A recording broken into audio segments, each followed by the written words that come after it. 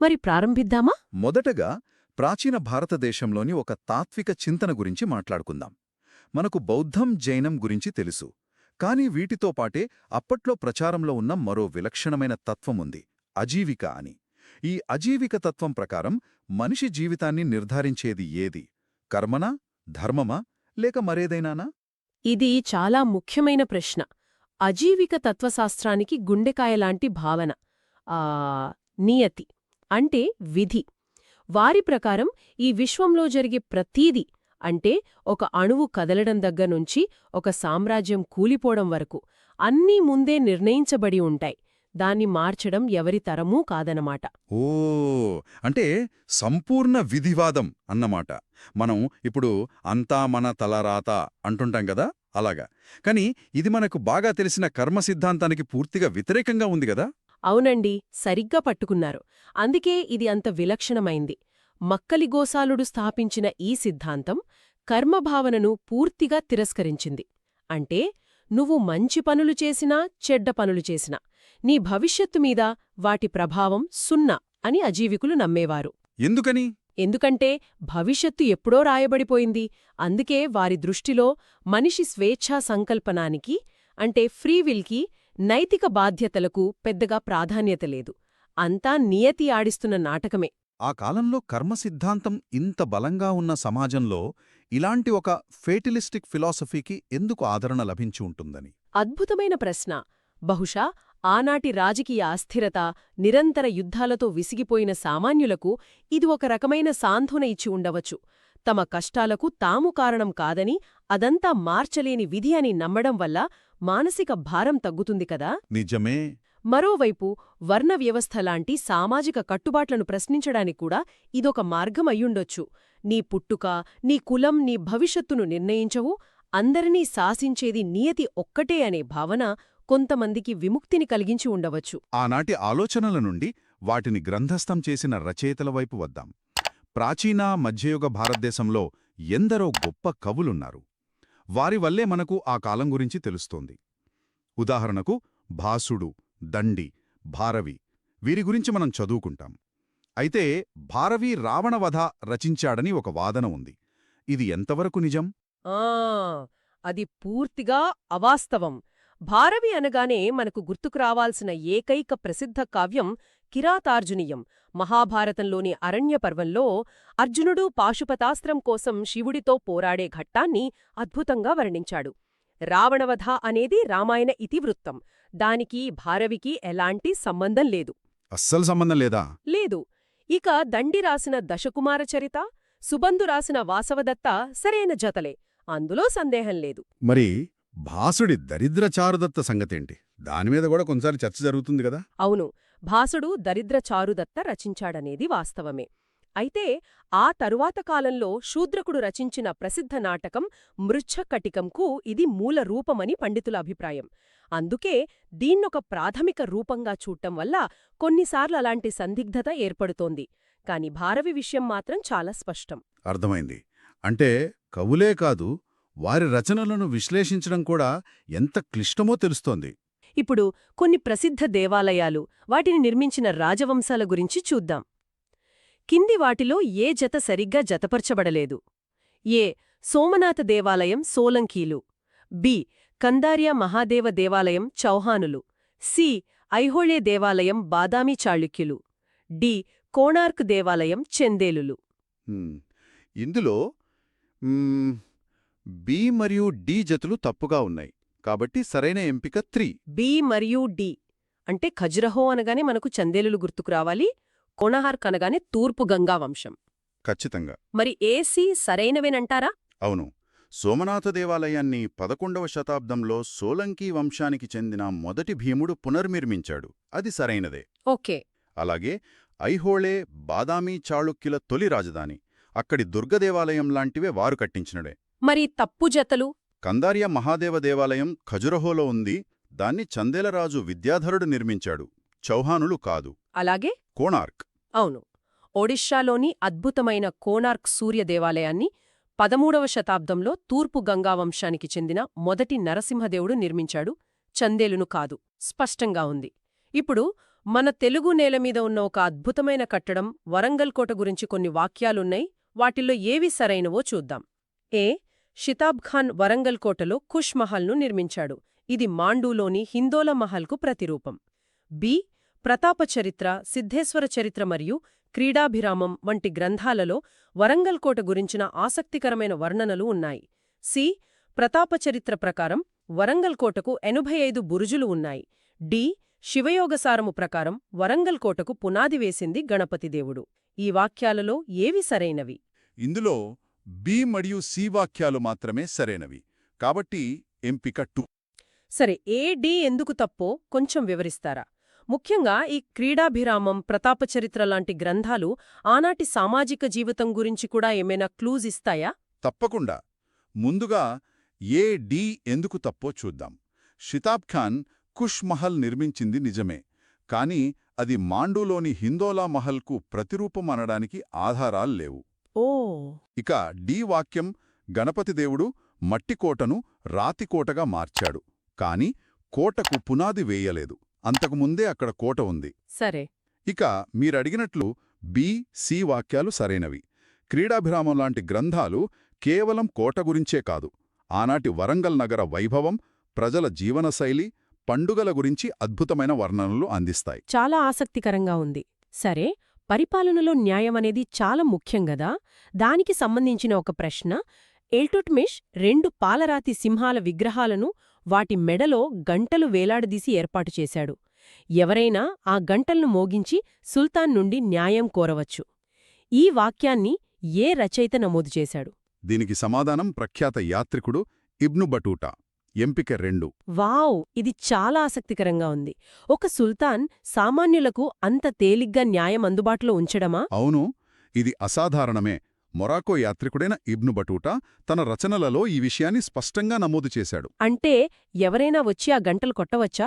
అవును, తన palace gate బయట 2 పాలరాతి సింహాలకు గంటలు కట్టించి, అన్యాయానికి గురైన ఎవరైనా ఏ సమయంలోనైనా వచ్చి ఆ గంటలు మోగిస్తే తానే స్వయంగా వచ్చి న్యాయం చేస్తానని ప్రకటించాడు. ఇది న్యాయం పట్ల అతనికున్న నిబద్ధతలు చూపిస్తోంది. ఖచ్చితంగా. అందుకే ఇతనిని ఢిల్లీ సుల్తానులలో గొప్ప పాలకుడిగా పరిగణిస్తారు. అద్భుతం. యా తఖ్త్ యా తఖ్తా అంటే సింహాసనం లేదా శవపేటిక. ఇది ఏ దేశానికి చెందిన సామెత? ఈ సామెత మూలం పర్షియా, అంటే సిమ్రన్, ఇరాన్. కాబట్టి సమాధానం 3. గెలుపు లేదా మరణం, విజయం లేదా వీరస్వర్గం అన్నట్లుంది. ఖచ్చితంగా. ఈ సామెత వెనుక ఉన్న భావం అదే. మొదలుపెట్టిన పనిని పూర్తి చెయ్యాలి, లేదంటే ఆ ప్రయత్నంలోనే మరణించాలి అనే దృఢసంకల్పాన్ని ఇది సూచిస్తుంది. అద్భుతం. ఇక మొఘలుల కాలంలోకి వస్తే పరిపాలనతో పాటు కళల కూడా స్వర్ణయుగమని చెప్పొచ్చు. ముఖ్యంగా చిత్రకళ. దానికి సంబంధించిన ఒక జతపరిచే ప్రశ్న. ఒకవైపు చిత్రకారులు మీర్ సయ్యద్ అలీ, దస్వంత్, ఉస్తాద్ మన్సూర్, మీర్ హషీం. మరోవైపు మొఘల్ పాలకులు హుమాయూన్, అక్బర్, జహంగీర్, షాజహాన్. ఇది చాలా సూటిగా ఉంది. అన్నీ వరుస క్రమంలో సరిగ్గా జతపరచబడ్డాయి. కాబట్టి సమాధానం ఏఐ, బిఐ2, సి3, డి4. ఒక్కొక్కరి ప్రత్యేకతేమిటి? జహంగీర్ కాలం చిత్రకళకు స్వర్ణయుగం అంటారు కదా. అవునవును. మీర్ సయ్యద్ అలీ అనే పర్షియన్ చిత్రకారుడిని హుమాయూన్ తనతో పాటు భారతదేశానికి తీసుకొచ్చాడు. ఓకే. దస్వంత్ అక్బర్ ఆస్థానంలోని గొప్ప భారతీయ చిత్రకారుడు. ఇక మీరు చెప్పినట్లు జహాంగీర్ కాలం చిత్రకళకు స్వర్ణయుగం. ఉస్తాద్ మన్సూర్ పక్షులు, జంతువుల చిత్రాలను గీయడంలో నిష్ణాతుడు. ఆయన్ని జహాంగీర్ ప్రశంసించారు కూడా కదూ. అవును, తన ఆత్మకథ తుజుక్ ఈ జహాంగీరిలో ఇతనిని నాదిర్ ఉల్ అస్ర్, అంటే యుగానికే అద్భుతం అని ప్రశంసించాడు. అద్భుతం. చివరిగా మీర్ హషీం షాజహాన్ కాలంలో వ్యక్తుల చిత్రపటాలు గీయడంలో ప్రసిద్ధుడు. ఒకవైపు చిత్రకళను ఆదరిస్తూనే మరోవైపు అక్బర్ పరిశ్రమల మీద కూడా దృష్టి పెట్టారు. దానిపై ఒక ప్రశ్న. అబుల్ ఫజల్ ప్రకారం అక్బర్ ఉన్ని దుస్తుల ఉత్పత్తి కోసం 1000 కార్ఖానాలు ప్రారంభించాడు. వాటిని ఎక్కడ స్థాపించాడు? ఎంపికలు: సూరత్, ఢాకా, లాహోర్, అమృత్సర్. అబుల్ ఫజల్ తన ఐనీ అక్బరీలో ఈ విషయాన్ని స్పష్టంగా పేర్కొన్నాడు. ఆ ప్రదేశం లాహోర్. సమాధానం 3. లాహోర్ని ఎందుకెంచుకున్నాడు? లాహోర్ను ఎంచుకోవడానికి కారణం అది ఒక ముఖ్యమైన వాణిజ్య కేంద్రం. అలాగే మధ్య ఆసియా నుండి ఉన్ని దిగుమతి చేసుకోవడానికి అనుకూలంగా ఉండేది. అందుకే అక్కడ ఏకంగా 1000 కార్ఖానాలు పెట్టాడన్మాట. అవును, మిగతా నగరాలు చూస్తే సూరత్ పత్తి వస్త్రాలకు, ఢాకా మస్లిన్ వస్త్రానికి ప్రసిద్ధి. ఉన్ని పరిశ్రమకు మాత్రం లాహోర్ కేంద్రంగా ఉండేది. అద్భుతం. మొఘల్ సామ్రాజ్యం తర్వాత బ్రిటీష్ పాలన సమయంలో సామాజిక, మతపరమైన సంస్కరణలు దేశాన్ని కొత్త మార్గంలో నడిపించాయి. వాటికి సంబంధించిన కొన్ని వాక్యాలు చూద్దాం. ఏ. ఆర్యసమాజ్ 1875లో స్వామి దయానంద సరస్వతిచే ప్రారంభించబడింది. బి. వివేకానంద కఠినమైన ఆచారాలను, మూఢనమ్మకాలను ఖండించారు. సి. థియోసాఫిస్టులు హిందూ మత పునరుద్ధరణను సమర్థించారు. డి. 1920లలో పంజాబ్లోని సిక్కు గురుద్వారాలను శుద్ధి చేయటానికి అకాలీ ఉద్యమం ప్రారంభమైంది. ఇవన్నీ చారిత్రక వాస్తవాలే. కాబట్టి సమాధానం 4 అంటే ఏ, బి, సి మరియు డి అన్నీ సరైనవే. ఇవన్నీ వేర్వేరు ఉద్యమాల్లా కనిపిస్తున్నా వాటన్నింటి ఉమ్మడి లక్ష్యం భారతీయ సమాజంలోని లోపాలను సరిదిద్దడమే కదా. అవును, మీరు చెప్పింది చాలా ముఖ్యమైన విషయం. ఆర్య సమాజ్ వేదాల వైపు వెళ్లమని పిలుపునిస్తే, వివేకానంద హిందూమతంలోని సార్వత్రిక విలువలను ప్రపంచానికి చాటి చెప్పారు. థియోసాఫికల్ సొసైటీ కూడా. అవును, థియోసాఫికల్ సొసైటీ ప్రాచీన భారతీయ జ్ఞానాన్ని పునరుద్ధరించాలని చూసింది. అకాలీ ఉద్యమం సిక్కు మతంలోని అవినీతిని ప్రక్షాళన చేయడానికి పుట్టింది. రూపాలు వేరైనా వాటన్నింటి ఆత్మ ఒక్కటే. ఈ సంస్కరణల కాలంలోనే స్వాతంత్ర్యోద్యమం కూడా బలపడింది. ఆ ఉద్యమంలోని 2 మహానాయకుల గురించొక ప్రశ్న. భారతదేశపు ఈ వజ్రం, మహారాష్ట్ర యొక్క ఈ ఆభరణం. అతన్ని చూసి అనుకరించడానికి ప్రయత్నించండి. గోపాలకృష్ణ గోఖలే గురించి ఈ వ్యాఖ్య ఎవరు చేశారు? ఈ శక్తివంతమైన మాటలన్నది బాలగంగాధర తిలక్. సమాధానం 2. ఇది నమ్మశక్యంగా లేదు. రాజకీయంగా గోఖలే మితవాది, తిలక్ అతివాది. వాళ్ళిద్దరూ బద్ధశత్రువులని చదువుకున్నాం. అవును, ఇక్కడే చరిత్రలోని గొప్పతనముంది. వారి మధ్య తీవ్రమైన సైద్ధాంతిక విభేదాలున్నాయి. అయినా కూడా. అవును, ఫిబ్రవరి 1915లో గోఖలే మరణించినప్పుడు ఆయన అంత్యక్రియల వద్ద తిలక్ ఈ ప్రశంసను అందించాడు. వావ్! రాజకీయ వైరాన్ని పక్కన పెట్టి దేశం కోసం గోఖలే చేసిన సేవకు, ఆయన వ్యక్తిత్వానికి తిలక్ నివాళులర్పించిన తీరు అద్వితీయం. గాంధీగారు గోఖలేని తన గురువుగా భావించిన ఈ మాటలన్నది మాత్రం తిలక్. దక్షిణ భారతదేశంలో దేవదాసీలు నృత్య సంప్రదాయాన్ని సజీవంగా ఉంచారు. దక్షిణ భారతదేశంలో ఈ నృత్య నాటకాలను ఏమని పిలుస్తారు? ఎంపికలు: 1. ఛౌ నృత్య, 2. కురవంజి, 3. ఆంగిక అభినయ, 4. ఆలంబన. దీనికి సరైన సమాధానం 2. కురవంజి. కురవంజి. ఈ కళారూపాన్ని సజీవంగా ఉంచడంలో దేవదాసీల పాత్ర ఎంత కీలకమైనది? చాలా అంటే చాలా కీలకమైనది. కురవంజి అనేది కేవలం నృత్యం కాదు, అదొక నృత్య నాటకం. అవును. కథ, సంగీతం, నాట్యం, అభినయం అన్నీ ఇందులో ఉంటాయి. ఈ క్లిష్టమైన కళారూపాన్ని తరతరాలుగా కాపాడింది దేవదాసీలే. మరి మిగతా ఎంపికలు?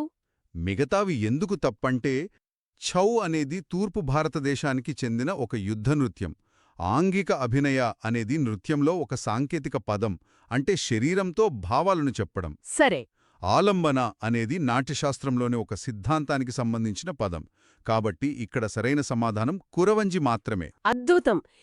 ఇక మన చివరి ప్రశ్నకు వచ్చాం. ఇది సిక్కు మత చరిత్రలోని కొన్ని ముఖ్యమైన ఘట్టాల గురించి. ఏ. 3వ గురువు అమర్దాస్ గోయింద్వాల్లో నిర్మించిన బావి సిక్కులకు మొదటి పుణ్యక్షేత్రంగా మారింది. బి. 5వ గురువు అర్జన్ దేవ్ 1589లో హర్మందిర్ సాహిబ్ నిర్మించారు. సి. 6వ గురువు హరగోవింద్ అకల్ తఖ్తును నిర్మించారు. డి. 10వ గురువు గోవింద్ సింగ్ 1699లో ఖల్సాను స్థాపించారు.